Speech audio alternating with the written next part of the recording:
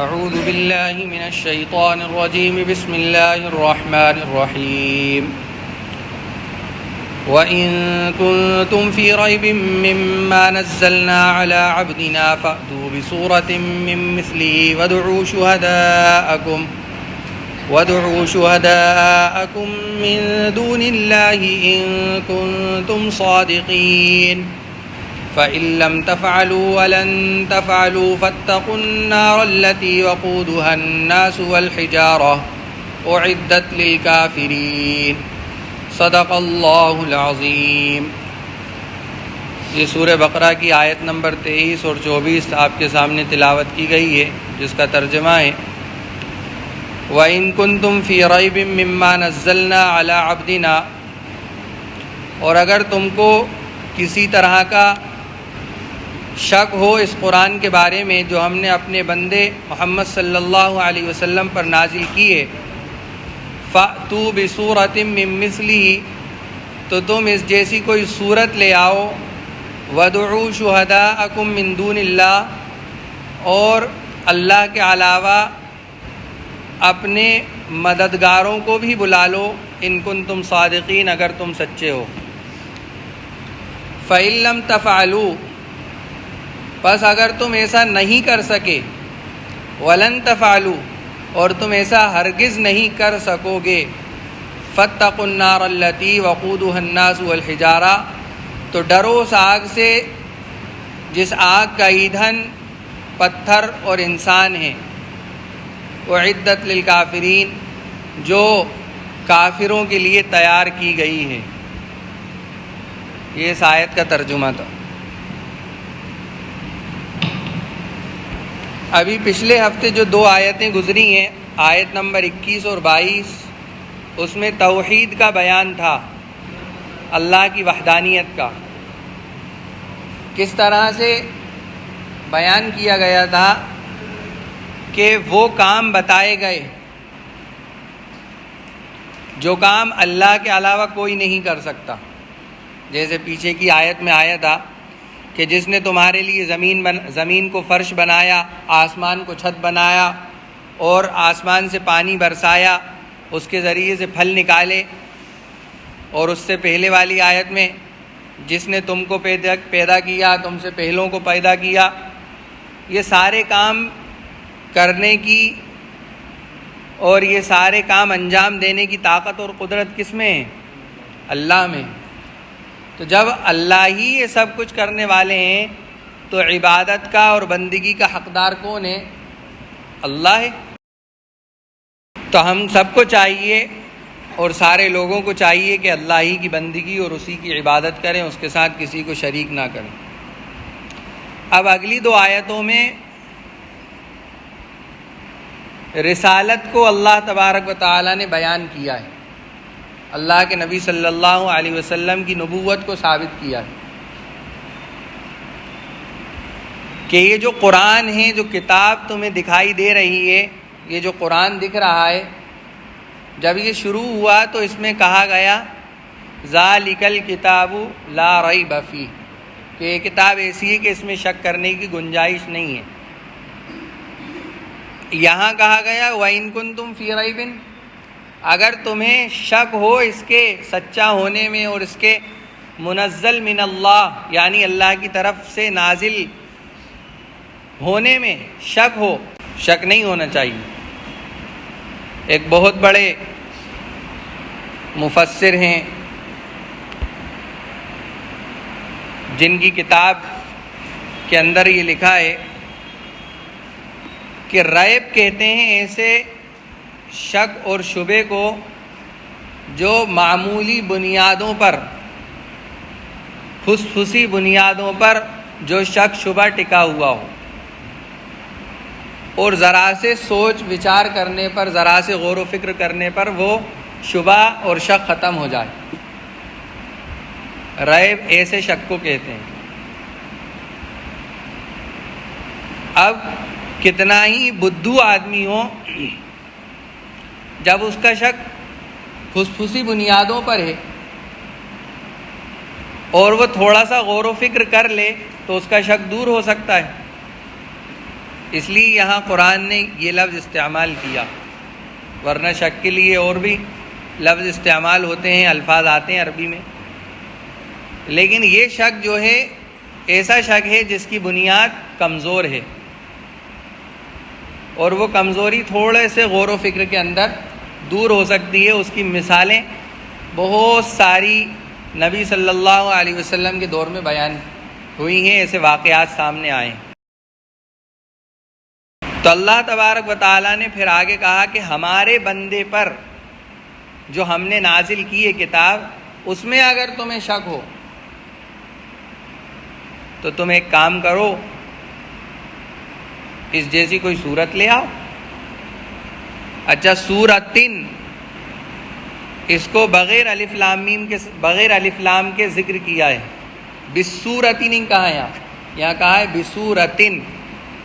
اب قرآن میں بہت ساری صورتیں ہیں، کوئی بہت بڑی ہیں، کوئی چھوٹی ہیں، کوئی بہت ہی چھوٹی ہیں، جیسے انا اعطینا، کتنی چھوٹی صورت ہے۔ تو یہاں بغیر الف لام کے ذکر کرنے سے یہ بتا دیا کہ چھوٹی سے چھوٹی صورت لے آؤ تم، اور ہم تمہیں چلو یہ اور آزادی دے رہے ہیں کہ یہ کام تم خود مت کرو، تمہارے مددگاروں کو بلا لو۔ مددگار دو قسم کے ہو سکتے ہیں، یا تو سارے لوگوں کو بلا لو، یا جن بتوں کا تم دعویٰ کرتے ہو کہ یہ بت ہماری آخرت میں سفارش کریں گے اور یہ ہماری گواہی دیں گے، یہ بت، تو تم اپنے بتوں کو بلا لو اور ان کے ساتھ مل کر کوئی صورت پیش کر دو۔ اگر تم سچے ہو اپنی بات میں، کس بات میں؟ اس بات میں اگر تم سچے ہو کہ یہ قرآن تو شاعری ہے، یہی تو کہتے تھے کہ یہ قرآن شاعری ہے، یہ قرآن تو بنایا ہوا ہے، انسانی کلام ہے، یہ بشری کلام ہے، یہی تو کہتے تھے۔ تو گویا کہ یہ کتاب اللہ کی معجزہ ہے، کس کے اوپر؟ اللہ کے نبی صلی اللہ علیہ وسلم کے اوپر۔ علامہ جلال الدین سیوطی رحمۃ اللہ علیہ، جن کی ایک بہت بڑی کتاب ہے تفسیر کی، جلالین شریف، جس کو مدرسے کے اندر عربی عالمیت کے کورس میں پڑھایا بھی جاتا ہے، انہوں نے خصائص کبریٰ ایک کتاب ہے انہی کی، اس میں لکھا ہے کہ اللہ کے نبی صلی اللہ علیہ وسلم کے دو معجزے ایسے ہیں جو قیامت تک باقی رہیں گے، ان میں سے ایک معجزہ تو یہ قرآن ہے۔ دوسرے معجزے کے بارے میں وہ روایت نقل کرتے ہیں حضرت ابو سعید خدری رضی اللہ عنہ کی، کہ انہوں نے اللہ کے نبی صلی اللہ علیہ وسلم سے سوال کیا کہ اللہ کے نبی صلی اللہ علیہ وسلم، لوگ حج کرنے آتے ہیں اور رمی جمرات 3 دن تک مسلسل کرتے ہیں، یعنی شیطان کو کنکری مارتے ہیں، اور ان میں سے کوئی چھوٹی مارتا ہے، کوئی بڑی مارتا ہے، اور وہ ساری کنکریاں دوسری جگہ سے اٹھا کر لاتے ہیں، اور وہاں جب کنکری ماری جاتی ہے تو حکومت کی طرف سے ان ماری ہوئی کنکریوں کو ہٹانے والا کوئی بندہ مقرر نہیں ہے، نہ وہاں کوئی مزدور لگیں کہ کنکری ماری آپ نے تو وہاں صاف صفائی ہو رہی ہو، ایسا کوئی نظام نہیں ہے۔ تو یہ کنکریاں جاتی کہاں؟ تو اللہ کے نبی صلی اللہ علیہ وسلم نے فرمایا کہ یہ اللہ کی شان ہے کہ وہ جتنے لوگوں کا حج اللہ قبول کرتے ہیں وہ ساری کنکریاں غائب ہو جاتی ہیں۔ کہاں جاتی ہیں، کون لے کے جاتا ہے، کچھ پتہ نہیں۔ اگر وہاں اکٹھا ہونا شروع ہو جاتی تو وہ تو سب کچھ چھپ جاتا۔ 1 سال میں، 2 سال میں، 3 سال میں کتنے لاکھوں کروڑوں لوگ جاتے ہیں حج پہ، تو وہ سب پہاڑ بن جانا چاہیے تھا اس کنکریوں کا۔ لیکن یہ معجزہ ہے کہ اللہ کے نبی صلی اللہ علیہ وسلم نے بتایا کہ وہ کنکریاں اللہ کی قدرت سے غائب ہو جاتی ہیں، اور جس کا حج قبول ہوتا ہے اللہ اس کی کنکریوں کو غائب کر دیتے ہیں، اور گنے چنے کچھ لوگ ہوتے ہیں جن کی کنکریاں پڑی رہ جاتی ہیں، جن کا حج اللہ قبول نہیں کرتے کسی وجہ سے۔ حرام کے پیسے سے آدمی چلا گیا، وسائل تو موجود ہیں نا، چلا گیا، اللہ نے آج قبول نہیں کرا تو اب وہ کنکری پڑی رہ گئی۔ تو یہ دو معجزے ایسے ہیں جو قیامت تک باقی رہیں گے اللہ کے نبی صلی اللہ علیہ وسلم کے۔ اچھا، معجزات تو اور بھی نبیوں کے ساتھ تھے۔ حضرت موسیٰ علیہ السلام کا تھا، دو معجزے ان کے تھے کہ وہ اپنے ہاتھ کو بغل میں ڈالتے تھے تو وہ بغیر کسی بیماری کے سفید ہو جاتا تھا، روشن ہو جاتا تھا، چمکنے لگتا تھا۔ پھر دوبارہ ڈالتے تھے تو وہ اپنی حیت پر آ جاتا جیسا عام ہاتھ ہوتا ہے۔ دوسرا معجزہ لاٹھی، کہ جب وہ زمین پہ چھوڑ دیتے تھے تو بڑا سارا اژدہا بن جاتا تھا، جب پکڑ لیتے تو لاٹھی ہو جاتا۔ کیا فرق ہے دونوں معجزوں کے اندر؟ فرق یہ ہے کہ دوسرے انبیاء علیہ السلام کے جو معجزات تھے وہ اللہ تبارک و تعالیٰ نے ان کے ہاتھ سے دکھائے ہیں، ان کے ذریعے سے دکھائے ہیں، اور یہ قرآن جو معجزہ ہے یہ بذات خود اللہ تبارک و تعالیٰ نے اس کو اتارا ہے، اللہ کا کلام ہے۔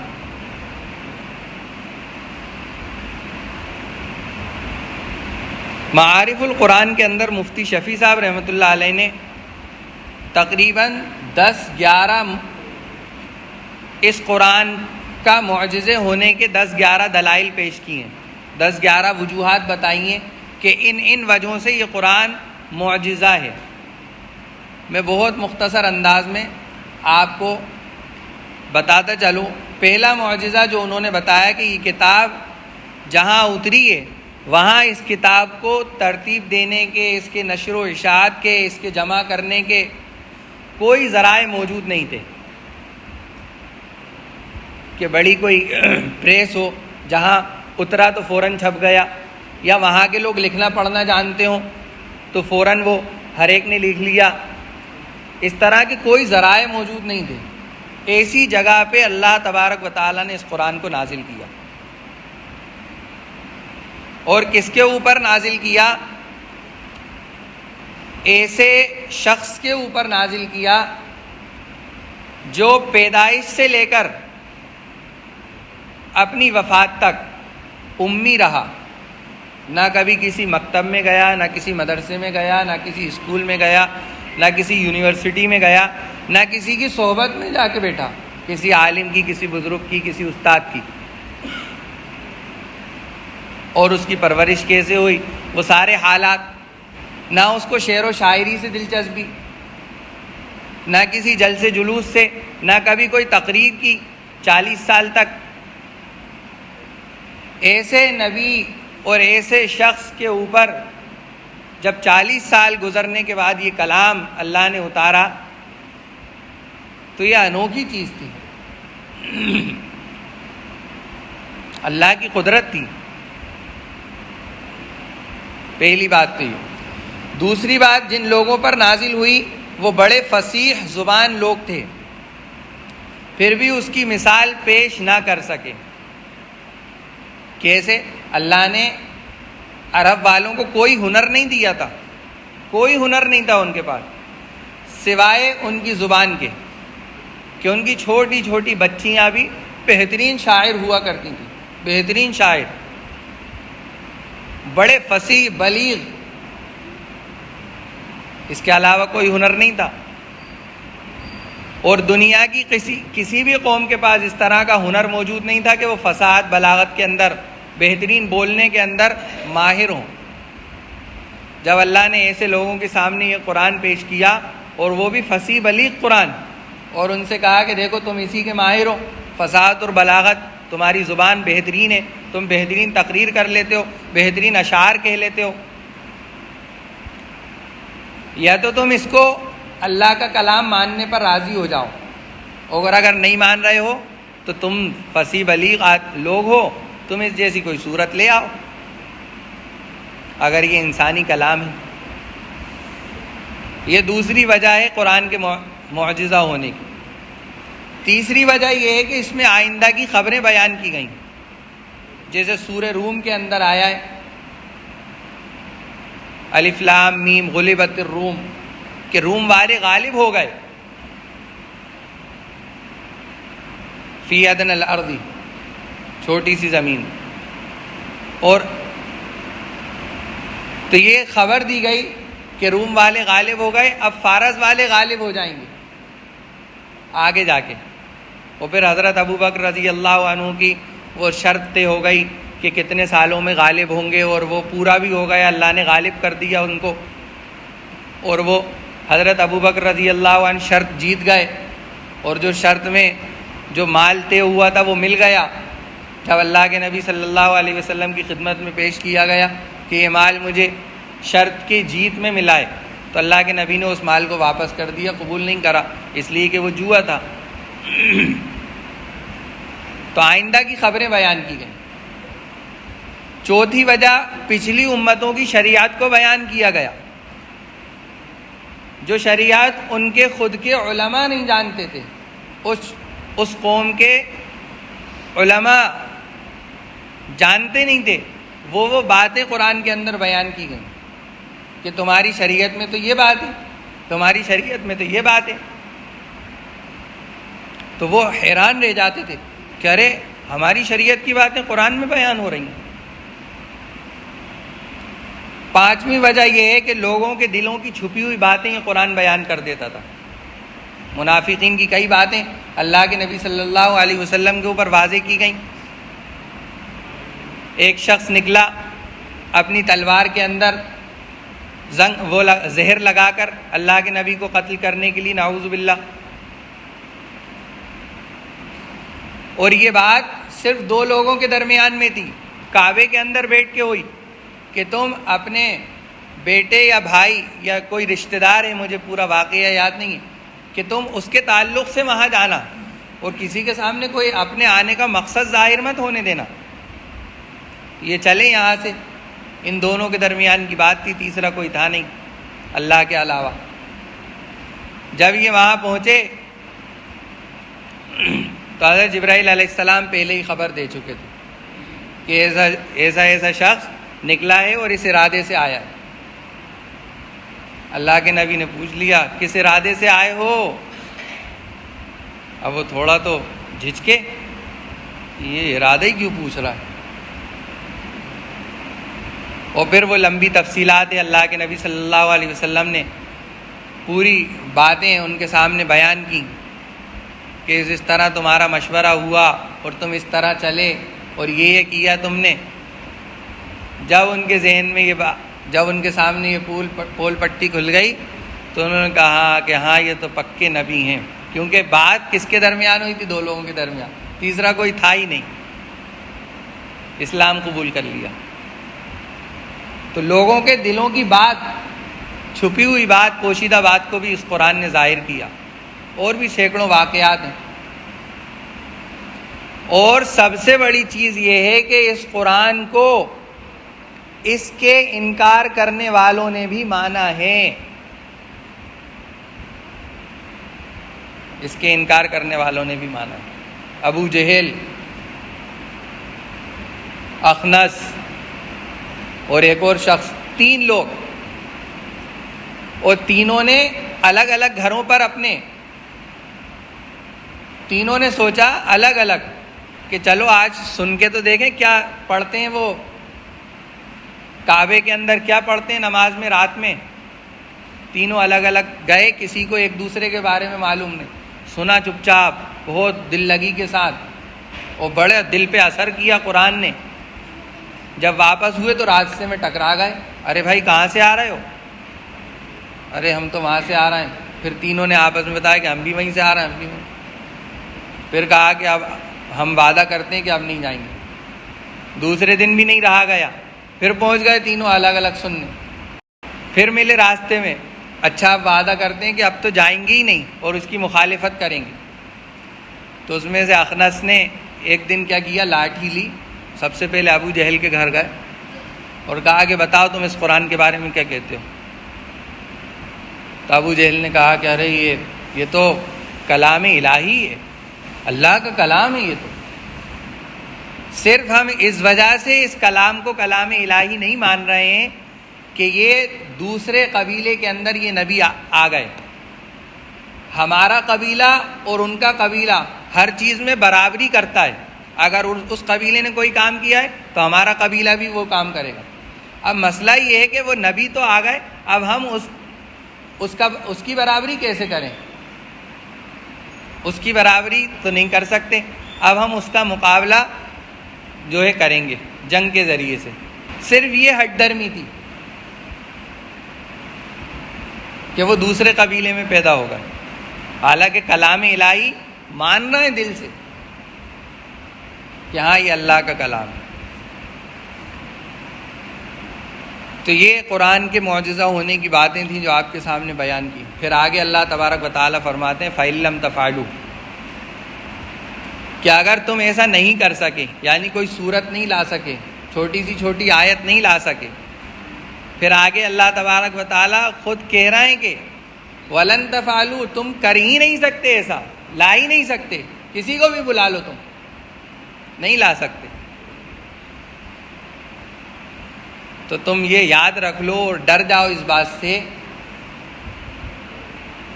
کہ وہ آگ جس کو ہم نے کافروں کے لیے، انکار کرنے والوں کے لیے تیار کر رکھی ہے، اس آگ کا ایندھن انسان اور پتھر ہے۔ یاد رکھو یہ بات کہ اس کلام کو کلام الہی مان لو اور اس نبی کو نبی برحق مان لو۔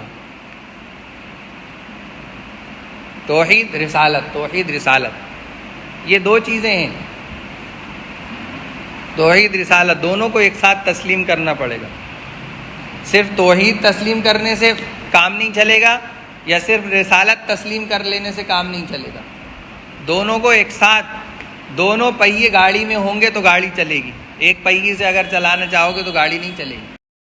تو یہ دو آیتوں کے اندر اللہ تبارک و تعالیٰ نے رسالت کو اور اس قرآن کے معجزے ہونے کو بیان کیا تھا، جو آپ کے سامنے بتایا گیا۔ اگر کوئی آدمی قرآن کو بہت غور سے، بہت سنجیدگی کے ساتھ سمجھ لے تو پھر وہ نہ اس قرآن کا انکار کرنے والا ہوگا اور نہ وہ کبھی مرتد ہو سکتا ہے، اسلام سے پھر نہیں سکتا، ایمان سے کمزور نہیں ہو سکتا، بشرطے کہ وہ اس کے اندر غور کرے۔ اور کئی زمانے سے بڑے بڑے غیر مسلم جو منصف مزاج ہوتے ہیں، انصاف پسند ہوتے ہیں، انہوں نے اس قرآن کے ترجمے کیے ہیں، کئی سینکڑوں واقعات ہیں۔ ابھی فروری کا الفرقان میں پڑھ رہا تھا، اس میں تقریباً 20 صفحات کے اندر صرف قرآن کے جن لوگوں نے ترجمے کیے ہیں غیر مسلموں نے، یا جن لوگوں نے قرآن کے ترجمے کو، قرآن کو پڑھ کر اپنا انٹرویو دیا ہے، اپنا تبادلہ خیال پیش کیا ہے، وہ یہ کیا ہے کہ یہ قرآن پوری دنیا کے اندر انصاف دلا سکتا ہے، اور اس قرآن کے اندر پوری دنیا کے بسنے والوں کے لیے ہدایت کا اور رہبری کا سامان ہے، زندگی گزارنے کا سامان ہے۔ اس کے علاوہ آپ کسی آدمی کو کھڑا کر دو کوئی ایک نظام لے کر، مکمل نظام حیات لے کر، اور اس سے کہو کہ اتنی کم مدت میں تمہیں پورے لوگوں کے اندر یہ پھیلانا ہے، تو وہ نہیں کر سکتا۔ یہ کام تو صرف اللہ کا تھا، جس کو اللہ نے اپنے پیغمبر جناب محمد رسول اللہ صلی اللہ علیہ وسلم کے ذریعے سے اتنی کم مدت، 23 سالہ مدت کے اندر پوری دنیا کے اندر پھیلا دیا۔ تو اس کے بڑے بڑے ماہر ہیں، کئی نام اس رسالے کے اندر ذکر کیے ہیں۔ الفرقان رسالے کے اندر میگزین جو آتا ہے، جس کا میں تذکرہ پہلے کر چکا ہوں آپ سے، کچھ لوگوں نے اس کو پڑھا بھی ہے، میں نے ایک مضمون دیا تھا پڑھنے کے لیے۔ تو اس طرح کے مضامین ہمیں پڑھتے رہنا چاہیے، معلومات ہونا چاہیے کہ، اور ایک بات اور بتاؤں آپ کو، ایک عیسائی مذہب کا، عیسائی دھرم کا ایک بہت بڑا لیکھک، جس کو انگلش میں کہتے ہیں جو کتاب رائٹر، انہوں نے اس قرآن کے بارے میں عجیب غریب بات لکھی ہے۔ تو ان کی بات پر ایک عالم نے یہ کہا ہے کہ کاش یہ رائٹر اس زمانے کے مسلمانوں کو دیکھتا جس زمانے کے اندر قرآن مسلمانوں کی زندگی میں عملی طور پر تھا، پھر ان کا تبادلہ خیال کیا ہوتا ہو سکتا تھا کہ وہ ایمان ہی قبول کر لیں، اور کئی لوگ اس قرآن کے صرف ترجمے سے ایمان لے کر آئیں، یہ 200-400 سالوں کے اندر کئی لوگ۔ گاندھی جی کے بارے میں بتاتے ہیں کہ قرآن کی آیتیں پڑھ پڑھ کر لوگوں کو سمجھاتے تھے، اور اس زمانے کے ایک اور تھے، انہوں نے جو ہے وہاں دلی کی جامع مسجد کے اندر قرآن پڑھ پڑھ کے تقاریر کی تھی، اور لوگ یہ سمجھتے تھے کہ قرآن کے حافظ ہیں، اتنا قرآن یاد تھا انہیں، حالانکہ غیر مسلم۔ ایک صحابی کا واقعہ ہے نا کہ اسلام قبول کرنے سے پہلے ہی قرآن کا اکثر حصہ انہوں نے یاد کر لیا تھا۔ اور قرآن کا ایک معجزہ یہ بھی ہے کہ دنیا کے اندر کوئی کتاب محفوظ نہیں ہے سوائے قرآن کے، 1400 سال سے آج تک محفوظ ہے، نہ زیر زبر، کسی کے اندر کوئی مسٹیک نہیں۔ اور ایک غیر مسلم رائٹر نے یہ بات لکھی ہے کہ قرآن کو جتنا آپ پڑھو گے اتنی بار کوئی نئی تازگی آپ کو ملے گی، کوئی نیا پن ملے گا، اکتاہٹ نہیں ہوتی کبھی اس قرآن کو پڑھنے میں۔ کس کی بات ہے یہ؟ کسی غیر مسلم کی۔